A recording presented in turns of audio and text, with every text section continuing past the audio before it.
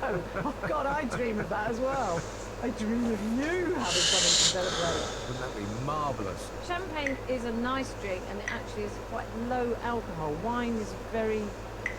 I get very, very drunk on a couple of glasses. That'd be marvellous. Champagne is a nice drink, and it actually is quite low alcohol. Wine is... Easy. Who are you kidding? You can drink a bottle of wine. I can. I think when about tequila, I think it's got something to do with the worm, hasn't it? Hasn't it got something to do with the worm? Oh, there it is. The worm. No, that's mezcal.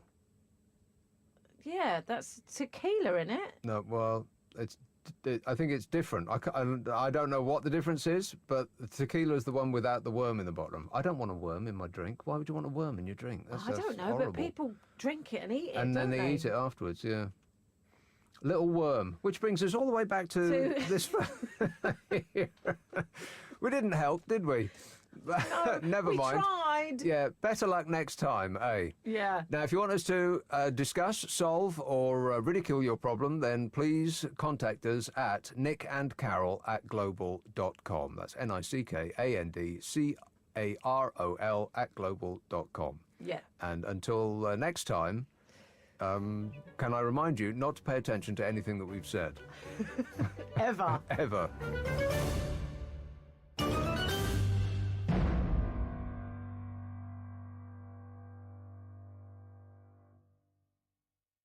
This is a Global Original Podcast.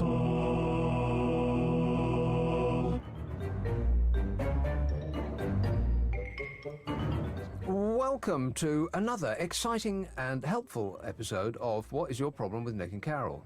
That's me and him. Yes. We are here to assist. Isn't that right, Carol? That's right. And help in any way we can. Yes. We're going to bust a gut. Go on then. If you want to get in touch and have us solve your problems, then the email address is nickandcarol@global.com. NICKANDCAROL @global.com. And the first problem for your consideration, Carol, is hi to both of you. Long-time fan here since the V place, which is a place the can't V mention. place. Yeah. I hope Nick isn't being unnecessarily nasty to you, Carol. Unnecessarily nasty. No, he's not actually. He's being quite nice so far. Yeah, see, he says, I've been living in Spain for the last 8 years and moved back to Cardiff, where I used to live before. Almost all of my friends have moved away or we've lost contact over the years. How would you recommend making new friends at the ancient age of 31? Many thanks, says Ben. 31. Yeah. Oh, God. It sounds old. It doesn't sound old. 31, that's like almost just brand new. Well, I know, but doesn't it sound old until you realise how old you are in comparison? And I don't mean you personally, I mean one, how old one is. Because if you read in the newspaper that's blah, blah, blah, and in brackets it puts 45, my immediate thought, sort of unconscious feeling is, oh, that's quite old. And then I think, no, hang on a minute. Hang on. Yeah, it's not very old. It's not very old at all. 31's not old. I had to do a show the other day, you know, the show I do in the daytime. Yeah. With someone from Love Island. Oh, yeah. She was on the panel, and she was 22. I mean... But what was she there to do? 22. To give us her do opinions. the same job as me. Right. And I mean, so what is that show? You just yak on about the issue of the day, is that right? it's a bit like this, Right, okay. It's a bit like this, but with right. more women. Okay. All women. Making more sense. No, well, I mean, you know, it's not a bad show. It's a good show, actually. Yeah. It's been going on for an absolute dog's age. 20 years. God. We had our birthday recently. 20 years. 20 years. And what did the company get you? Nothing. Bit of a party. That was it, really. Yeah, Right. nothing. But I mean, there's been so many women on that panel over the years, probably hundreds. So if you're going to reward even the ones that are just on it now, you should reward them all. Right. Because everybody's responsible for the success, if you like. 20 years is a long time for any TV show, isn't it? It is. Yeah. Amazing. Has anybody lasted from the beginning to the end? Or I mean, Well, to this point? Not permanently, no. There are a lot of people that were there right at the beginning, and there are a lot of people who have been there for most of the time since, but not without like a break or a gap or leaving or getting sacked or something. So yeah, no. Sacked. Well, you know, people always getting sacked in TV. So 31 years of age. Right, yes. It's a bit difficult making friends after school, really, isn't it? I mean, outside of the people that you work with, Yeah. have you actually made any proper friends since school or uni? It's tough, isn't it? Most of my friends have come through work, but no, some friends I've met through holidays actually. Not many, but a couple. Yeah. But Holiday friends are kind of those things that where you're thrown together in an unusual circumstance, but you have that circumstance in common. Yeah. And so you can bond over, I don't know, somebody sneezed into the buffet at lunch or whatever. You're obsessed with buffets. Buffets. And but after you left, you've got nothing in common anymore. Is that right? Probably, yeah. Yeah. I mean, people say, go on. What does he say what his job is? No. No. Cardiff. He's been living in Spain and he's moved to Cardiff. So unemployed, I would imagine. Well, I don't know. The thing is, when people say, how do I make new friends? People always go, well, join a club I know, or yeah. go to... Have a hobby. Have a hobby and meet people Or buy a that dog. way. That's a good one. Buy a dog, that is a good one. But I don't know. But people are attracted to you because of your dog. So that's probably not a good way to start a friendship, is it? Well, if they've got a dog too, then dog owners talk to dog owners, don't they? When I used to have a dog on the heath, in Hampstead Heath, and I was always talking to people with dogs. Right. Because that's what you have apologising for your common. for yours mounting theirs. I'm sorry about that. My dog was a lady. Which makes it worse. She was a greyhound. She was lovely. So she never did that. Some little dogs used to try and mount her. She's like this. Way too quick for them. This towering greyhound. It was quite funny. I don't know. How does a small dog mount a larger dog? I mean, what do they have? Steps? Dogs are dogs. They're not fussy, are they? No, but how does it physically work? They just have a go. They just have a go. But if there's about a foot difference, how do they bridge that gap? I didn't say they mounted her. I said they tried to mount her. Right, yeah. okay. So, like a running jump. Yeah, well, sort of. They just like have a go. You know, just keep jumping up, like someone's offering them a biscuit that they can't reach. Right. Dogs will just do it. That should be a euphemism for sex from now on. Would you like a biscuit? Like a biscuit. But they are dogs and men. You know, there's not much difference, is there really? It would certainly pep up tea at the Ritz, wouldn't it? Oh, you wouldn't know where you are. Can we have a plate of biscuits? I don't know. Dogs just mount dogs, don't they? Yeah. I don't know. I'm worried about this guy. 31. It's a tender age. Because at 31, most people they got married and they don't do friends anymore because they're paying attention to making a family and they've got kids. And No, all they that. do friends, but they only do friends with people like them. Well, I think they do friends with people that they've known for decades. They old do. schoolmates or uni mates, and Schoolgate people. Oh, really? Yeah, married couples with kids always only make friends with people. Married couples with kids, probably that go to the same school. But doesn't that mean that it's mostly women who do that? No, dads go to the school gate as well. No, what, are you sexist? Yes. No.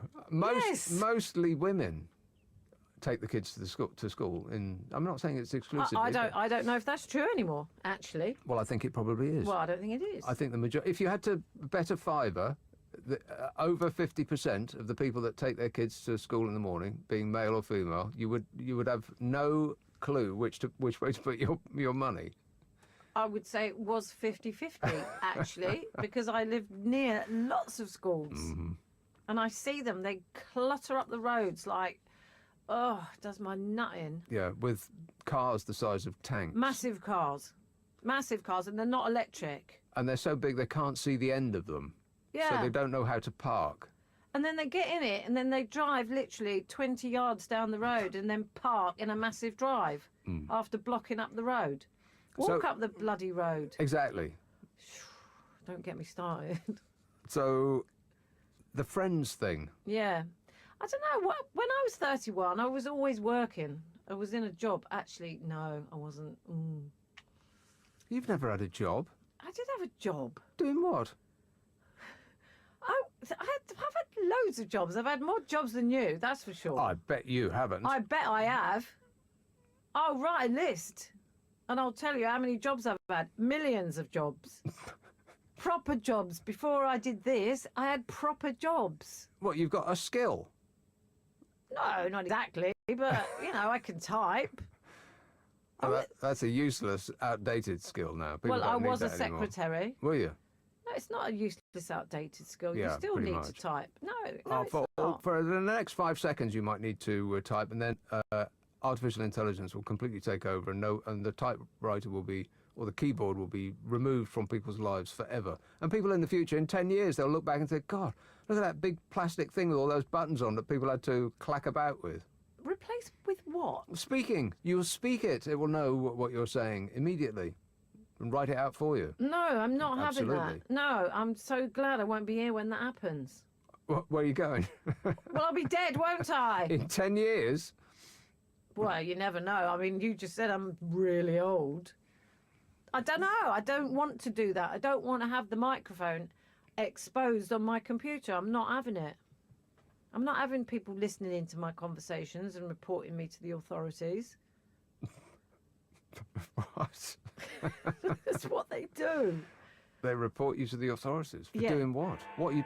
Oh, sadly, God, we're out of we're time. just getting into a juicy topic there. Nothing to do with friends. Well, we were about to unveil what it is that Carol does that's so nefarious that people are reporting her to the authorities. But now we'll never know. I'm not doing anything. I'm just saying you can Oh, get you say done that for now. everything. Mhm. My answer to this problem, this poor 31-year-old, is I'm quite I'm liking him because he's trying to make real friends rather than just those fake friends you get online.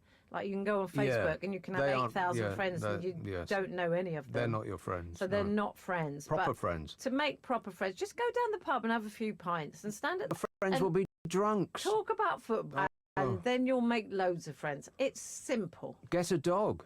And then you'll have Get the a dog extra and benefit. go to the pub with it. Well, no, go to the park. Yes. Go to the park with the dog. And then the pub.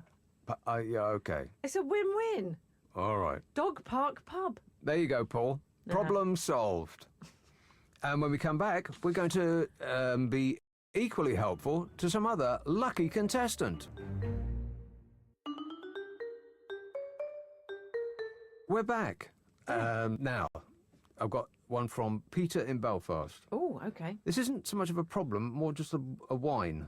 Okay, I like a wine. He I love a says- wine. I love a yes. bottle of wine. He says, when you're walking down a busy street and you're finding it hard to get past some idiot walking in front of you, either staring down at their mobile phone, texting or listening to music on their headphones, with absolutely no awareness of or care about any human walking in their proximity, trying to get past them, highly annoying, says Peter in Belfast. Well, see, that's just a moan. It is a Isn't it? moan. It is a moan. We can't help you with that because that's what the world is like now. That's what we have. So if Nick starts moaning about it, then I'm going to have a go at him because he thinks that just because everything should change into the way the world is. And actually, I don't think people should be walking down the road on their phones, No. looking down like that. Stupid. You get run over. You will get run over. Is yeah, it- the is amount of it- people I see just wandering around the middle of the road because they're just gawping at their phones. Yeah.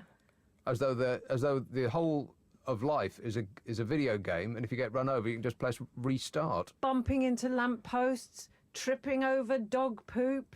Oh, Well, that's it, because they're not paying attention to their surroundings. you know It they were going to have an app yeah, that gave you a picture-in-picture of your vision. of the pavement ahead, so that you could stare at your phone and see where you were going without looking up from your phone. Do you know what? There's going to be so many people in neck braces Well, in the future. I was going to say that. Yeah, It's true. the kids are stooped like old ladies. Yeah, it's so true.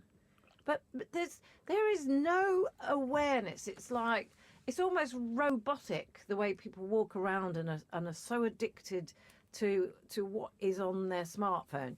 And it started in the 80s when the Walkman was invented. Oh, yeah. And people were walking around with noise on, not hearing traffic or anything, and getting run over left, right and centre. And now it's even worse. Well, it was a revelation in the 1980s. When that first thing came out, it was just, I couldn't believe it. It was incredible. The first time you put that thing on and heard the stereo in your head, as opposed to the one little ear thing that you used to listen to Radio Luxembourg on, it just blew my mind. I couldn't believe it. So I can understand why people would get obsessed then, but we've had plenty of time to get used to it now. Yeah. And now people just feel, God, I don't know, they can't take 2 steps without musical accompaniment, like they're in a blooming video.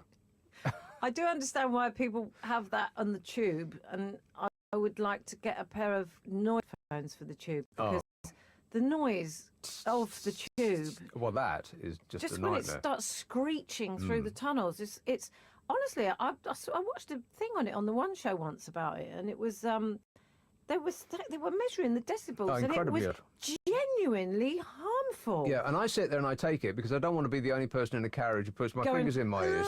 Yes. Mark does, because that looks like he's got tinnitus already. Wimpish behaviour, but yeah. So I just sit there and take it. But no, it is way too loud. It's Why bad. does it squeal like that? I don't know. Maybe they need to get some WD-40 on the old tracks. Give it a squirt. Yeah, I don't know. It is really bad, and I hate noise cancelling headphones because I like to be aware of something going on. Even on planes, I can't have noise cancelling headphones. Well, what difference does that make if you can't see what's going on? What? Can't hear. Are you one of those? Yeah, if you can't hear what's going on. I mean, you're one of those people who thinks because I've always felt like this. If I get up and go to the loo, I feel that suddenly we're in great danger because I'm not in charge anymore. It's like I've left. In charge of what? Well, You're not in charge of anything on a plane, well, I know, are you? but it's just this weird feeling that if I'm in the loo, then we're in actual danger because I'm not paying attention. You mean you don't feel safe when you go to the loo because you're not got your seatbelt on and you can't hear the... No, it's not You can that. hear the announcements in No, there, it's weirder than that. It's just... I just get the feeling that we're suddenly not in as much control as we were because I'm not paying attention anymore. I'm not sitting in my seat. So there's a lack of attention being... don't know what that's about, Nickers. That is weird, isn't it? Something going on there. Yeah. You have no control over anything on an aeroplane apart from your own safety. Yeah. And you should always have your seatbelt on. And your entertainment device. Yes, and definitely not noise-cancelling headphones, because if there's an alarm, say you're asleep. Oh, please, there's an alarm goes off. Well, what difference does it make? If the alarm goes off and you're heading to the sea, you're going to make a splash landing, then your flotation device doesn't make no difference. Your flotation device will be propelled at 100 miles an hour through your head and through the roof of the plane. You're going to die anyway. If an alarm goes off in a plane... No, not necessarily, because more people survive air crashes than die from them.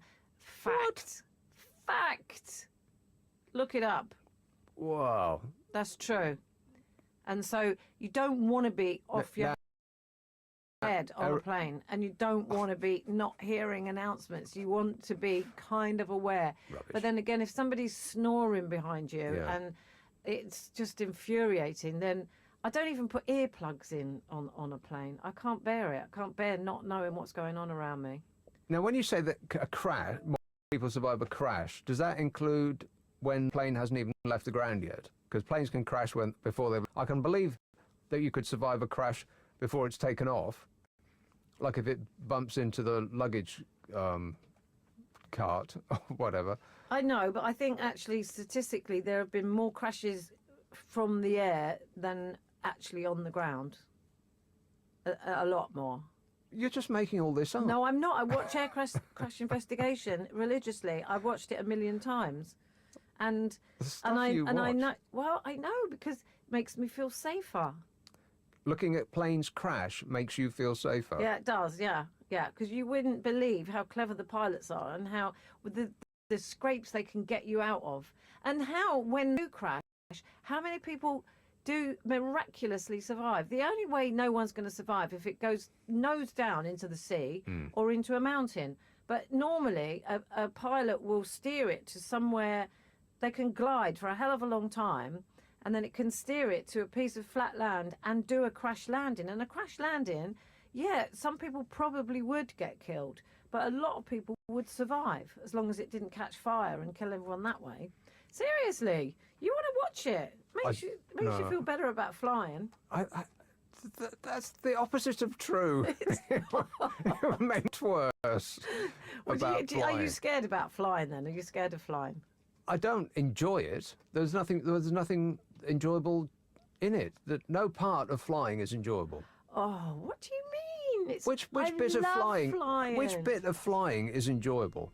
The fact that you can't get on your mobile phone and send stupid, pointless. I thought you could now. Tweets and. Don't they have Wi-Fi on planes? Yeah, but it's like stupidly expensive, so you'd be mad to use it. I don't know. I love that time when I don't have to pay attention to anything, and I can just watch things I've downloaded onto my device. Well, you know what's good for that also? What? Like a place where you don't have to, pay attention to your phone. Anywhere, just switch your blooming phone off.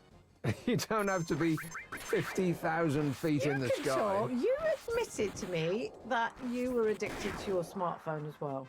I didn't. Yes, you did. You just made that up too. No, I didn't. You said we are all addicted to our smartphones.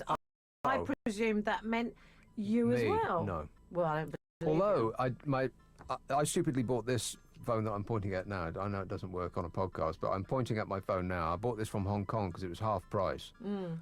Because phones are just stupidly expensive. We are being ripped off. 800 quid for a phone. Yeah. Do me a favour. So I bought one for 400. It's a refurbished one from Hong Kong. It's perfectly fine. It's never been used and blah, blah, blah. And